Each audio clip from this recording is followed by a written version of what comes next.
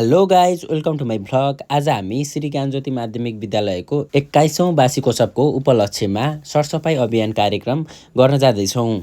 सबै भाइ बहिनीहरूसँग मिलेर सरसफाइ गर्न र सचेतना फैलाउन एकदमै रमाइलो भयो। त्यहाँको भाइ बहिनीहरूलाई बाई बाई गरेर हामी लाग्यौं अर्को टोलीसँग सरसफाइ गर्न। यो टोलीसँग अलिअलि सरसफाइ गरिसकेपछि हामी यहाँबाट छुटियौं। आफ्नो कपडा यत्तिको फोहोर गरिसकेपछि चाहिँ अब चाहिँ सरसफाइतिर ध्यान। अलिअलि कपडा सफा गरेर मुख धोएर गणेश दाइ र म भएर अफिस लाग्यौं। अफिसमा आइसकेपछि डेस्कटप खोल्दा बित्तिकै फेरि अर्को काम। त्यसपछि हामी 3 जना टोली भएर लाग्यौं फेरि अर्को कामतिर। अर्को काम चाहिँ कोहलपुरमा रहेको शुभ होटलमा थियो। यहाँको काम भने डाइनामिक स्कुलको प्रोग्राम रहेको थियो र त्यो प्रोग्राम हामीले क्याप्चर गर्न थियो।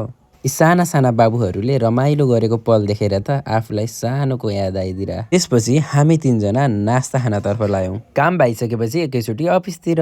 यता फेरि गणेश दाजु र म भएर चाउचाउ पकाइरहेका छौं। चाउचाउ पकाएपछि गणेश दाइ वेटर बनेको हेर्नु। अब त म पनि खाना पर्यो।